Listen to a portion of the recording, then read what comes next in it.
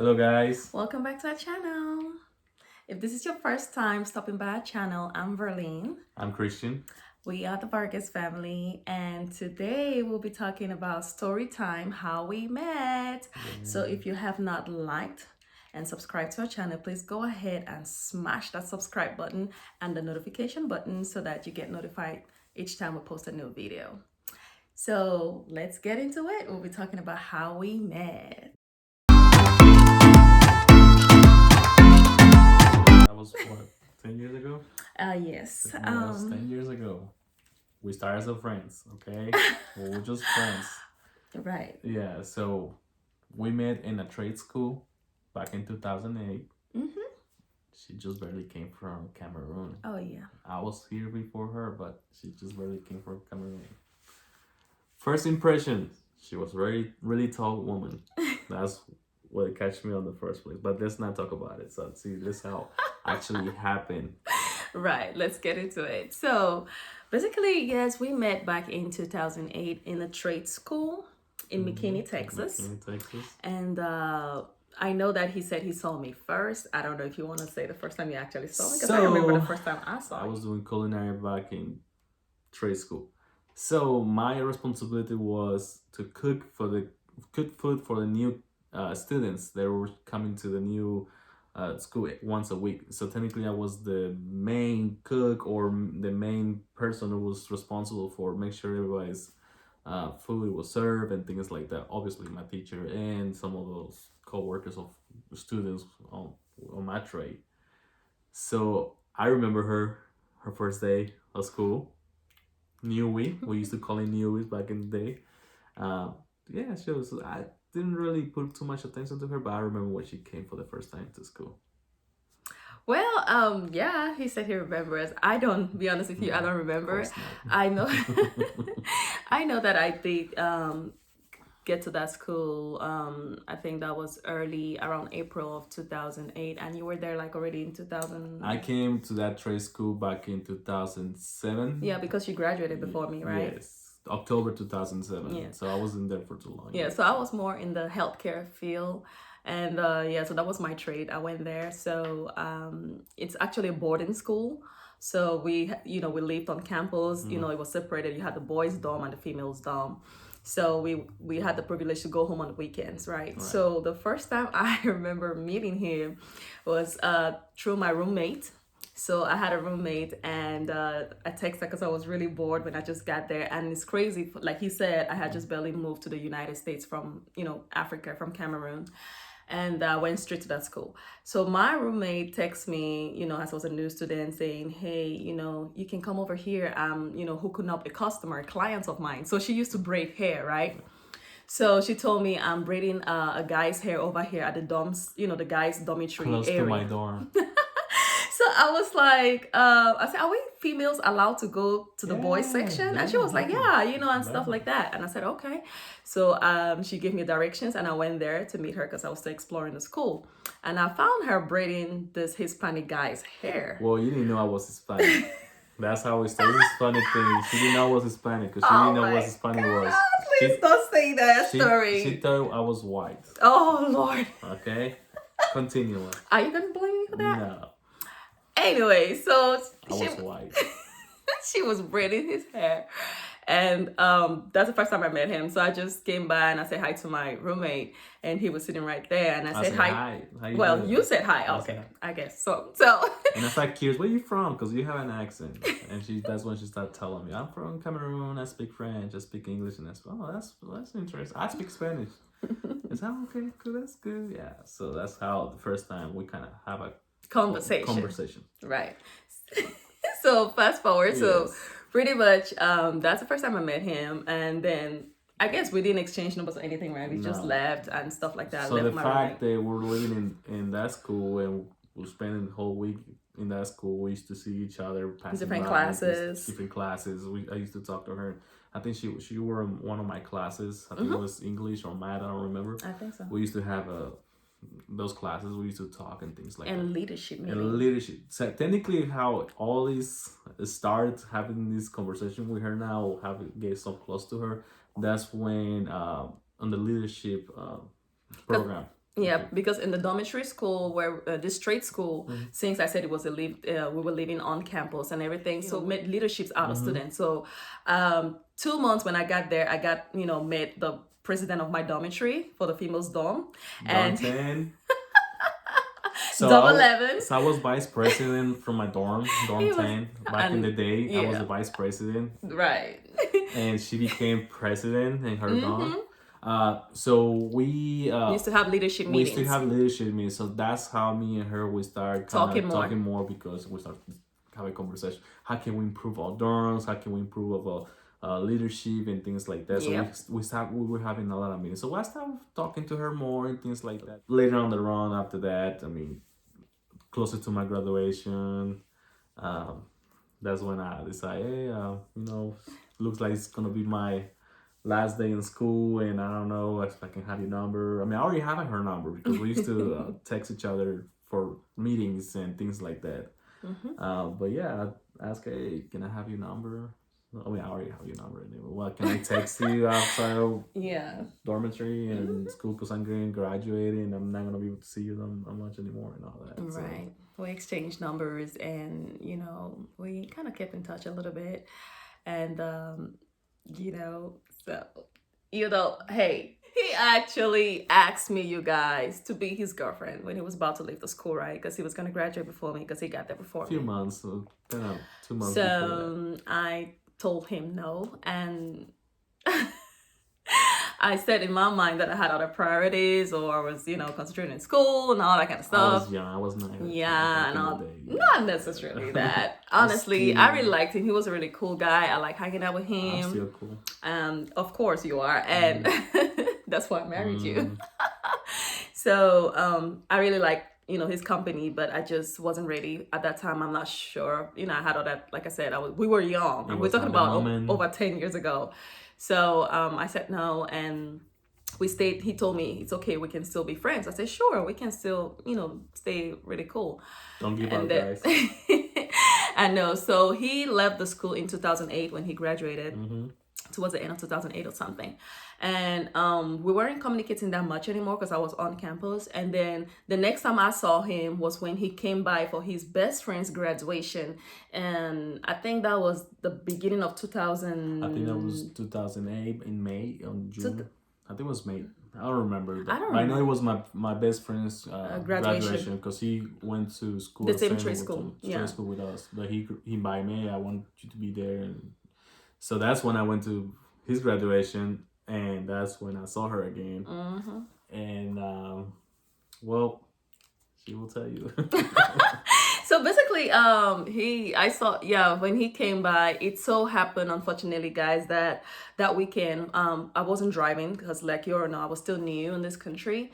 I wasn't driving, and my dad was supposed to pick me up for the weekend, but he decided not to pick me up that weekend because my mom had an accident. It was around, I believe that was February. Yeah, it was February. Yeah, it was February because it was cold. It was cold, ice, snowing, and all that. So my mom had an accident. She, had ankle, and she was in the hospital. So my dad told me he wasn't gonna pick me up that weekend. I was frustrated. I was crying. I was hurt because I was so close to my mom, and I just told her, hey, I need to figure out a way to go home for the weekend and be with my mom, but my dad wasn't going to pick me up. So I was stuck in school for the weekend. So when I saw him come for his friend's graduation on that Friday, I was excited, I hugged him, we're talking, but he noticed I was sad and he told me what's wrong. And I just break down, I started crying, and he was, what's wrong?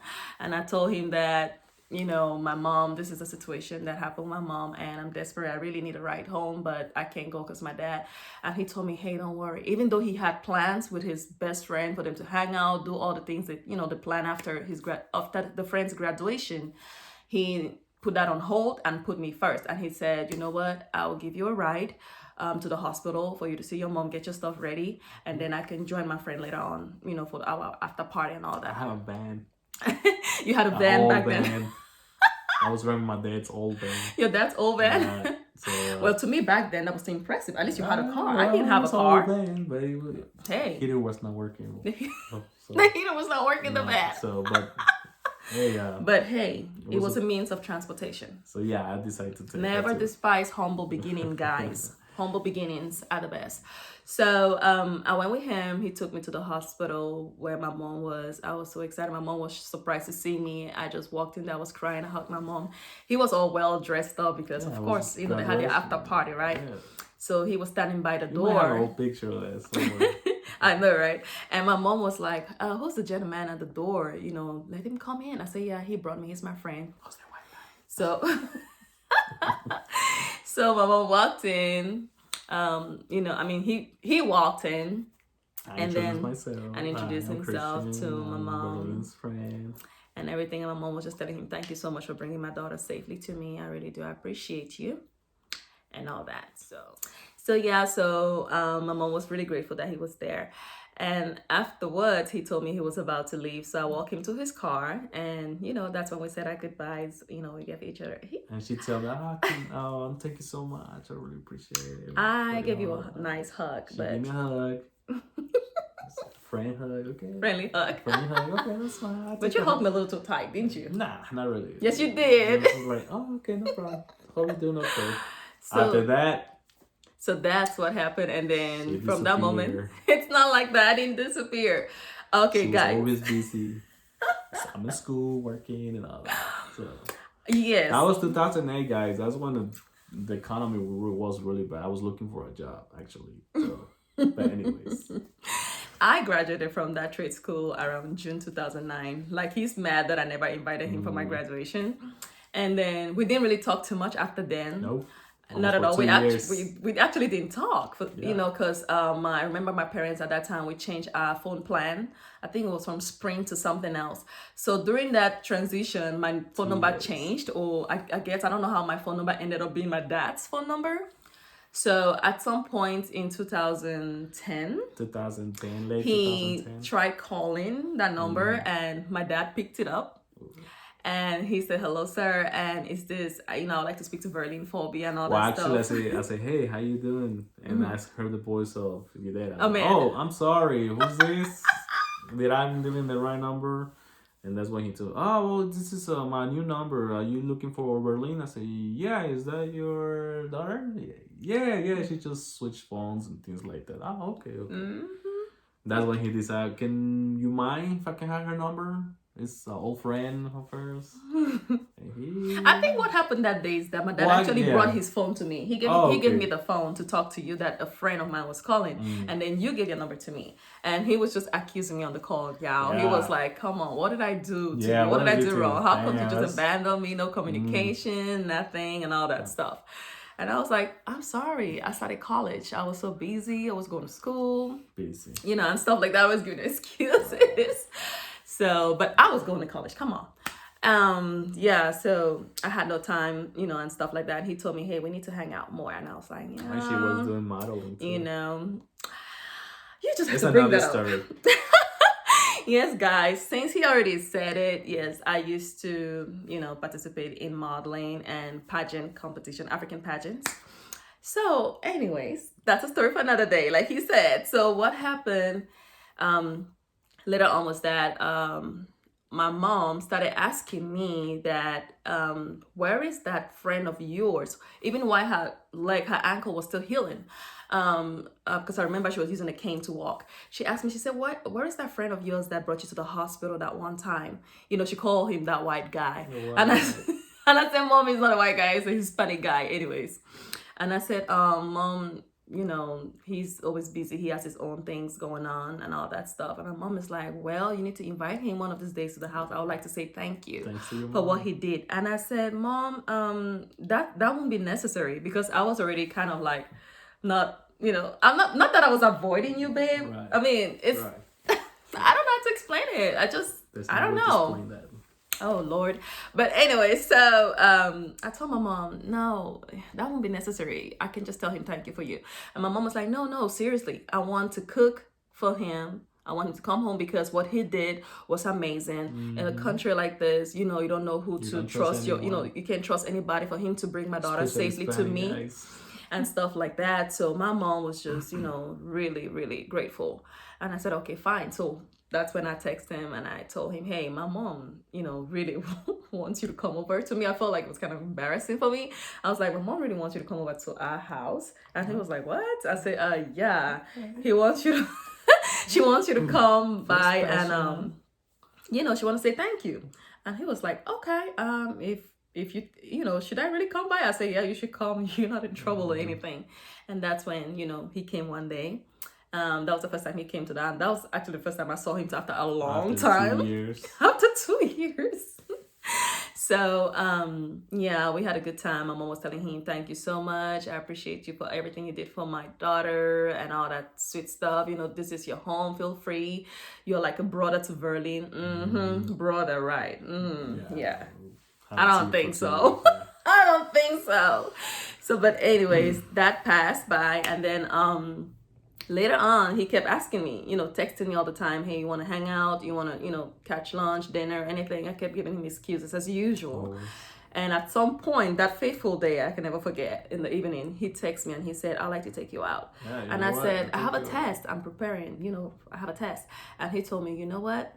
Since your answers have always been no, this is what's going to happen. I'm going to come to your house, knock on the door, and ask your parents if I can take you out on a date. And I said, boy, you don't know this is an African home. Don't you dare do that. My parents, don't you dare. My daddy said you cannot do that. And he said, well, you give me no choice. And I said, okay, fine. I'll go out with you, please. Just don't come to the house. I'm begging you. They work. Really? Gotta put some pressure on it. So anyway, so that's what happened. And that's how I said, okay, you know what? All right, fine. I'm going to just, in my mind, I was like, you know what? Let me just go out with this guy just once and just get this over with, right? Oh, okay. Okay, so I dressed and when I went out there, I guess maybe, I wasn't thinking about anything, but the first impression was I saw his car. It's not the van, the little mini van he had back then. Mercury Mountaineer. It had rims, and it was brand new. It was black, beautiful. Back in the days, 24s. I know, right? Have some pictures. It was popping, So I saw the car and I was like, oh, okay. I mean, he opened the door for me. He was a gentleman. He was well dressed as usual. Right. I got in there. He was something about men that smelled good. He was wearing this perfume. I don't know what it was, but it was smelling so good. Guys, perfume. My advice, always wear good perfume. Be first one. Right. That's my advice. Second, get dressed well. Third one, make sure you have a good vehicle. That's my advice. Stop.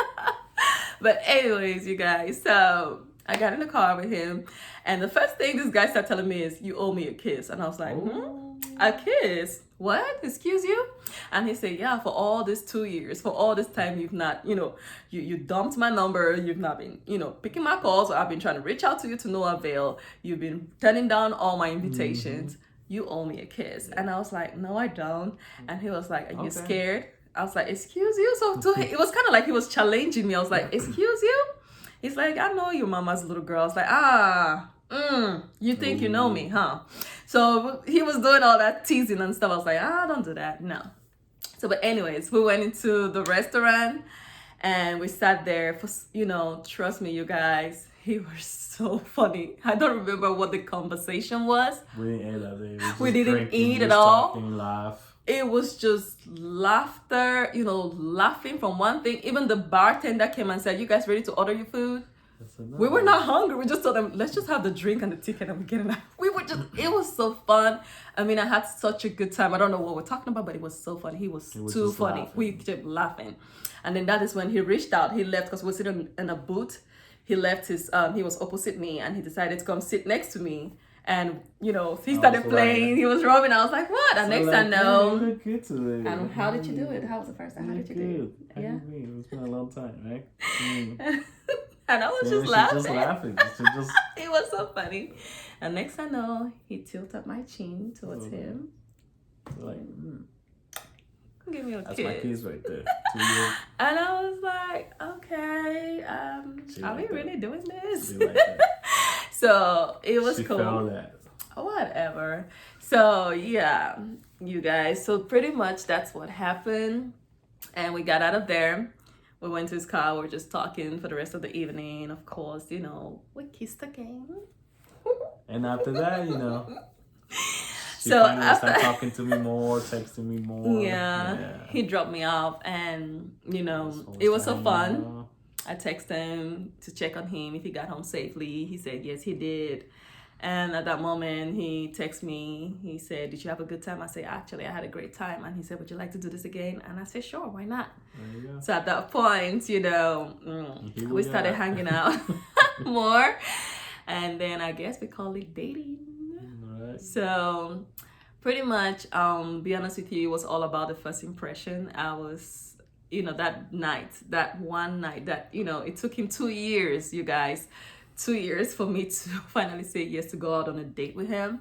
But that one night, changed everything. That's how we are here 10 years later.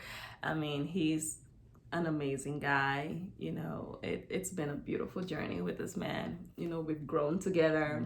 We've gotten better together. I mean, Old. That's some few hey, wrinkles no relationship is perfect, but we've really, learned a lot from each other throughout the years. We have 2 beautiful kids now, and hey, I mean, I couldn't choose any better. At some point, I actually regretted. I've been regretting saying, why did it take me 2 years to see who he really is? But anyways, hey, come on now. Back then, you were younger and you were a little bit of a macho. It was a little bit of, he needs some work. I was doing my own things. Yeah, you were doing your own things. Let's just say it that way. He was doing his own things. Guys. But right now, he's, the best choice I could have ever met. Thank you. So thank you guys so much for sticking by to listen to our story, how we met. So this is our story. We're glad we were able to share with you. If you have any questions, you can go ahead and leave them in the comment section. Subscribe, put a like Don't on forget to comment, like, and subscribe to our Stay channel. warm, guys. Here in Texas, crazy Oh weather yeah, today. you guys, Very we're in crazy. Texas, we and luckily have lights to those people out we there. are really blessed to have Stay electricity safe. at this time, because people in Texas, you guys, they don't have lights. People are dying out here. Seriously, let's Stay say a safe, prayer stay for warm. Texans. Do your best, stay warm. I know. Let's shout out Texas people. No, Texas. Thank you guys so much for watching. We love you guys. Bye.